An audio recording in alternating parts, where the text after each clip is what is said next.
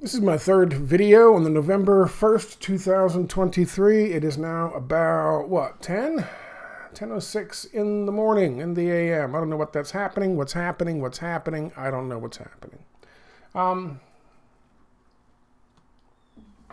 you doing? Talked about the fact that more and more evidence is coming out that the 1,400 people killed on October the 7th and the next day in Israel, Israel's quote-unquote 9/11, which is the basis for what they're doing now and all the support they're getting from the westernized world because of the evil fucking terrorists that are fucking Hamas. According to them,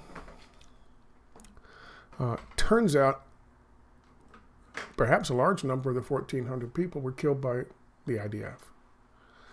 The same IDF I showed a video of in the second video today, who were dancing around and singing at some kind of fucking festive event last night and night before, about how they're going to get into Gaza and have a fucking carnival and dance and sing and have a rave because they're going to steal fucking Palestinian land from Palestinians.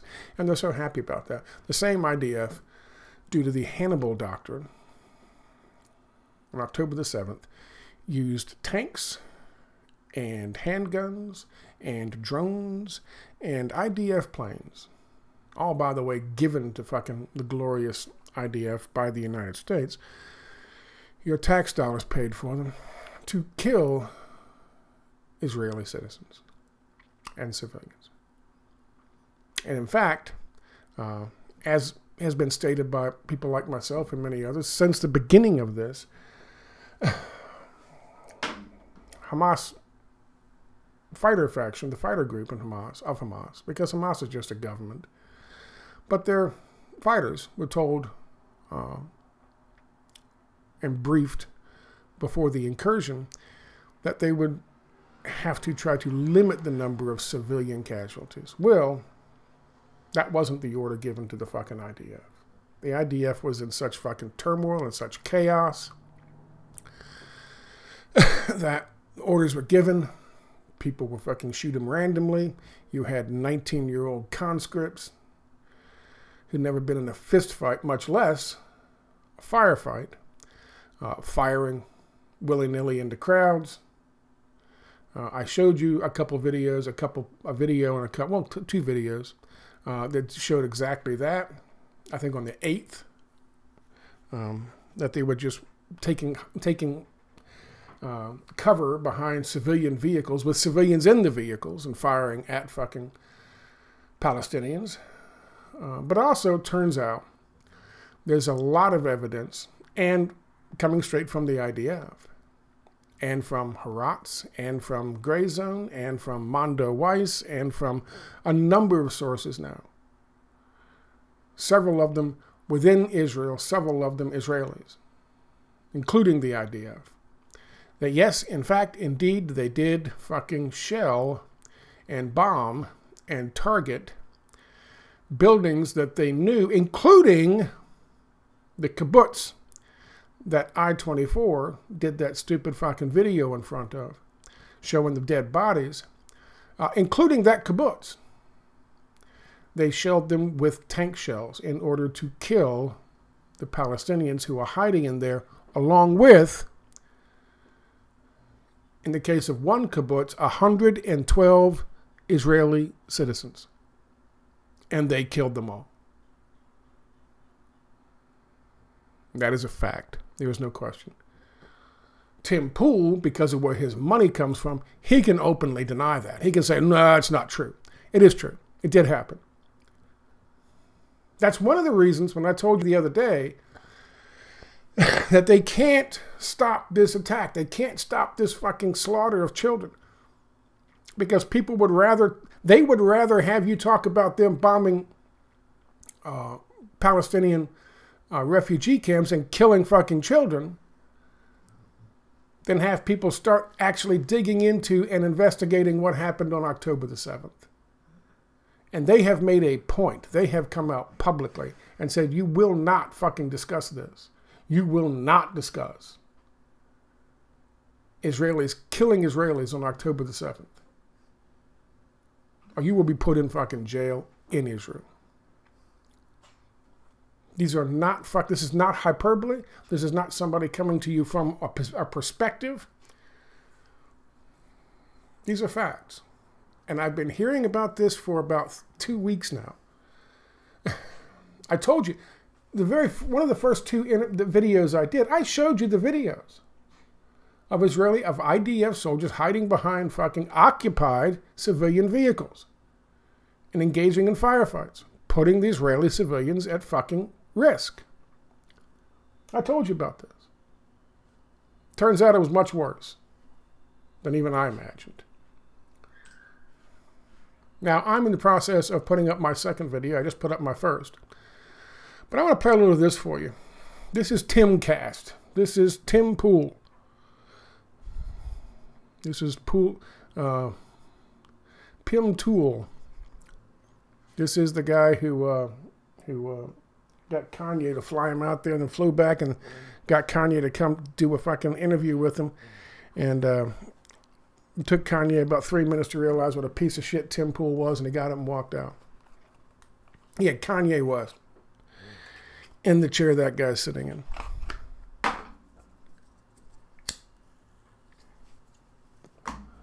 But because he's such a fucking sycophant, he got up and walked out.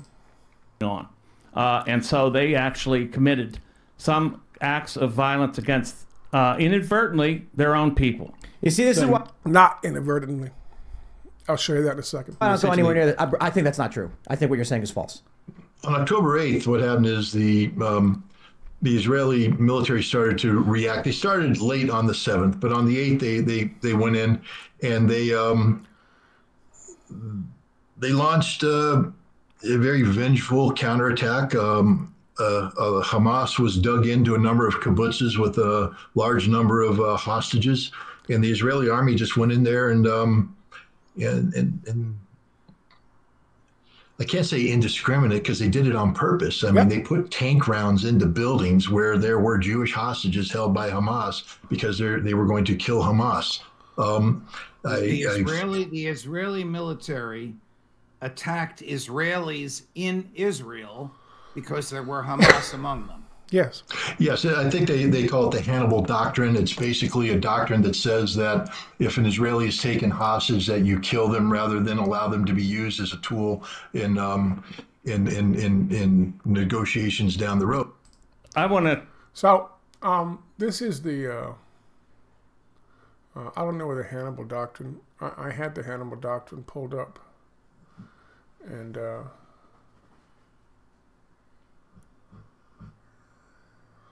I don't know where it is. What did I do with it? I don't know where it is, god damn it. According to the directive, once it's been declared by a field officer, Israeli forces were to open fire on enemy forces carrying away an IDF prisoner. Vehicles suspected of removing such a prisoner from the battlefield could thus be attacked, even at the risk of harming or even killing the abductee themselves. There's no fucking doubt about this. This individual posted this, Daniel McAdams, linked to an article by the Gray Zone. They are certainly not the first. This was October 27th.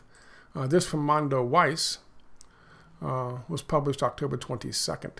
But even, I mean, there are others who were publishing this stuff and information earlier, including Haratz. Both Haratz, the Haratz article is published in both.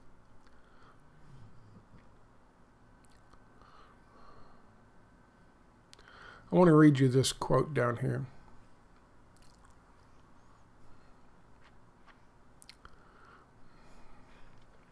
His voice trembles when his partner, who was besieged in her home shelter at the time, comes to mind. According to him, only on Monday night and only after the commanders in the field made difficult decisions including shelling houses with all their occupants inside in order to eliminate the terrorists along with the hostages, did the IDF complete the takeover of the kibbutz.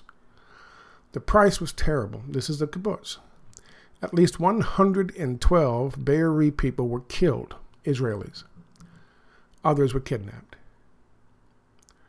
Yesterday, 11 days after the massacre, the bodies of a mother and her son were discovered in the house in one of the destroyed houses. It's believed that more bodies are still lying in the rubble. All these images of these burned and mutilated fucking bodies that the Israelis are showing people and saying, oh my God, look at this. Remember I told you a week ago about, you know, Israel taking 30 fucking reporters in and showing them pictures and saying, this is what they did. This is what the fucking evil fucking Hamas did. They were showing them pictures of what IDF did to Israelis.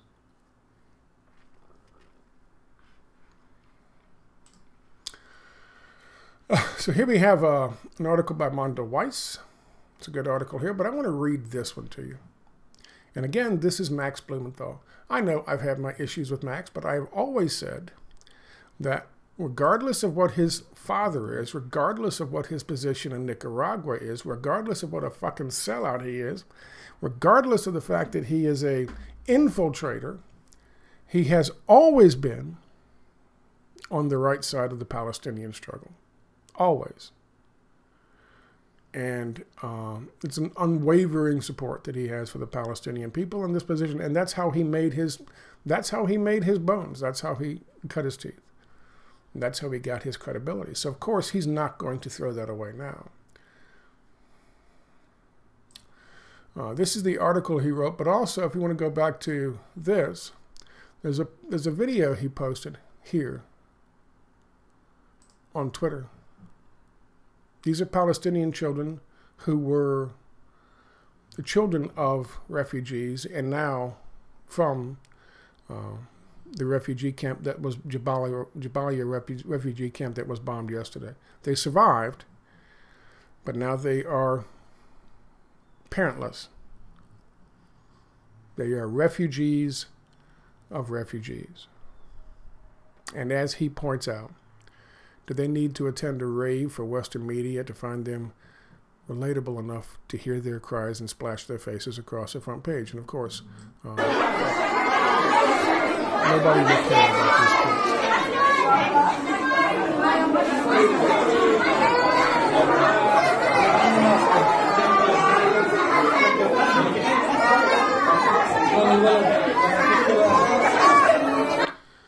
Meanwhile, I mean, since we're talking about it,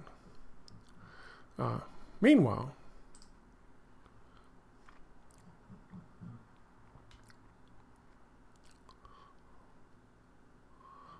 I don't know if I,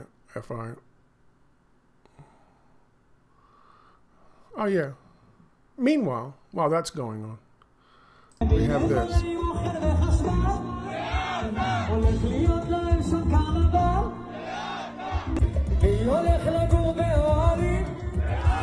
How many of these guys took part in the shelling and killing of other Israelis? And now they're dancing around and singing because they're going to steal some land from Gaza. This is Max Blumenthal, October 27th, 2023. October 7th, testimonies reveal Israel's military shelling Israeli citizens with tanks and missiles.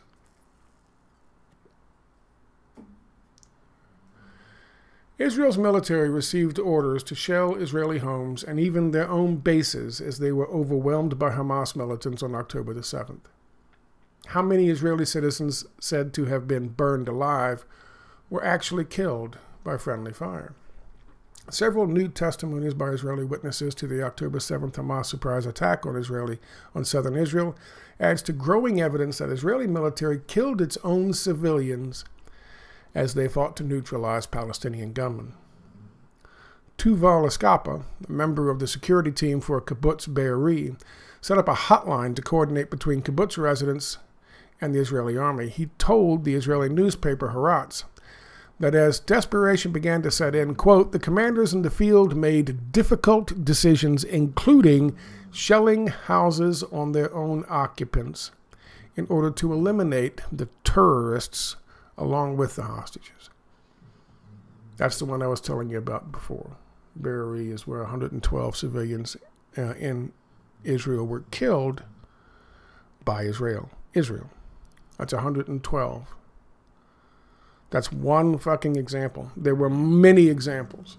So let's take the 1,400 people slaughtered by the terrorists and subtract 112. That's one event. There were many events. In a separate report published in Haaretz, noted that the Israeli military was compelled to request an aerial strike against its own facility in Arras crossing to Gaza in order to repulse the terrorists who had seized control. That base was filled with Israeli civilian administration officials and soldiers at the time. So take from the 1,400, the 112 at the kibbutz, and now take another 20 or so from the Arras crossing. These reports indicate that orders came down from the military's high command to attack homes and other areas inside Israel, even at the cost of many Israeli lives. An Israeli woman named Yasmin Porat confirmed in an interview with Israeli radio that the military undoubtedly killed numerous Israeli non-combatants during gun battles with Hamas on October the 7th. Quote, they eliminated everyone, including the hostages, she stated, referring to Israeli special forces. As David Sheen and Ali, I can't pronounce it, reported in Electronic Intifada, they were the first, I think, to report on this. Porat described very heavy crossfire and Israeli tank shelling, which led to many casualties among Israelis. While being held by the Hamas gunmen, Porat recalled, they did not abuse us, we were treated very humanely, and nobody treated us violently. She added the objective was to kidnap us to Gaza, not to murder us. According to Haaretz, the army was only able to restore control over Be'eri after admittedly shelling the homes of Israelis who had been taken captive. Quote, the price was terrible. At least 112 Be'eri residents were killed, the paper chronicled.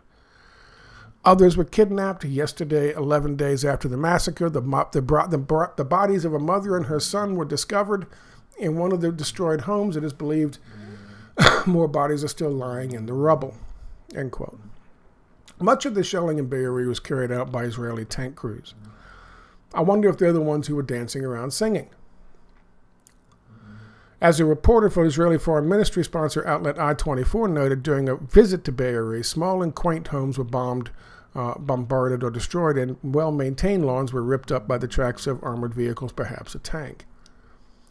Apache attack helicopters also figured heavily into Israeli military's response on October 7th. Pilots told Israeli military they scrambled to the battlefield without any intel, unable to differentiate between Hamas fighters and Israeli non-combatants, and yet determined to empty the belly of their war machines.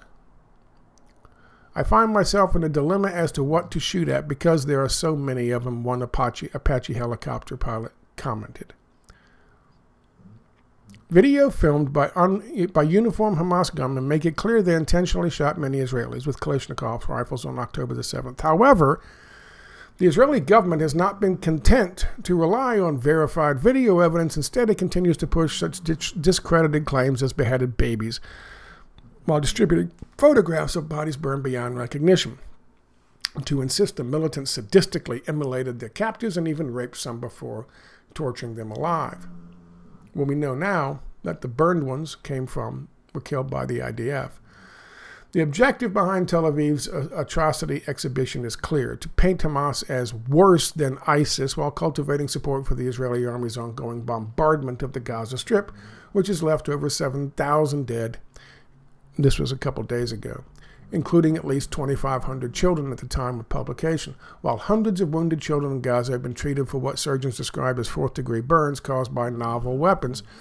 The Western media's focus remains on Israeli citizens supposedly burned alive on October the 7th. Yet the mounting evidence of friendly fire orders handed down by Israeli army commanders strongly suggest that at least some of the most jarring images of charred Israeli corpses, Israeli homes reduced to rubble, and burned out hulks of vehicles presented to Western media were, in fact, the handiwork of tank crews and helicopter pilots blanketing Israeli territory with shells, cannon fire, and Hellfire missiles. Indeed, it appears that on October the 7th, Israel's military resorted to the same tactics it has employed against civilians in Gaza, driving up the death toll of its own civilians with indiscriminate use of heavy weapons. I will post links to this one down below, which obviously includes, it's very well sourced and very well referenced. Again, not a huge fan of Max, but this one came from a couple days, 5 days before that, from Mondo Weiss. And of course, the links to the one in Haaretz are there before, and Electronic Intifada, which I think is the first article that really started to collect data on the IDF killing Israeli civilians. Let me just toss this out there too. I mean,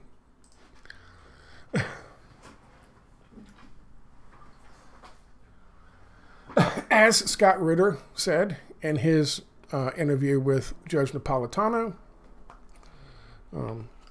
he cannot call it indiscriminate because the orders were given and the shells were launched into buildings, homes. And it wasn't just the kibbutzes that were shelled. It was also houses. Remember when they told us but what the dastardly Hamas were doing was when people went and hid inside their fucking homes, inside their makeshift fucking safe rooms, Hamas would open the door and toss in the thing and close the door. Remember the hero story? What was his name? Honor. He was holding a grenade. He was so honorable. He was grabbing the grenades and throwing them back. His area got, his fucking, what they were trying to hide got blown up. Were they blown up by fucking Hamas? Or were they blown up by the IDF? Were all those fucking stories about the Hamas going into people's, going home to home, throwing nades in there and blowing them up, is that just fucking cover for the IDF and those people who you just saw dancing around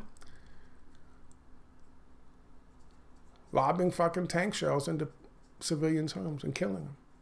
Because they thought maybe someone saw a Palestinian run in there. Were they killed by Hellfire missiles? Were they killed by drones? Were they killed by Apache attack helicopters with those fucking Gatling guns they have? Is that what tore them to shreds?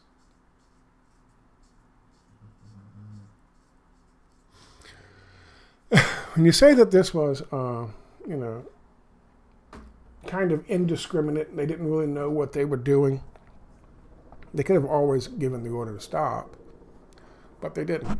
In fact, they gave orders to accelerate.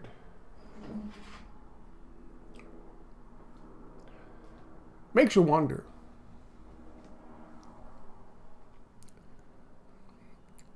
Did someone at that time, on October the 7th, so early in the goddamn morning, given the fucking orders from the IDF, did somebody in the Politburo of that, maybe a Lakudnik someplace, maybe somebody who ends up writing that fucking paper from October the 11th about stealing all of fucking Palestine and giving it over to Israel.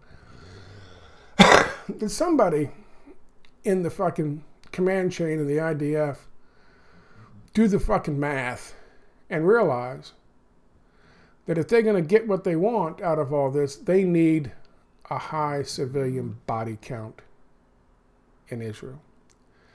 Higher, perhaps, than what they expected the Palestinians to create. Was it really the Hannibal Doctrine? Were there Palestinians in every single house they lobbed a fucking Hellfire missile into?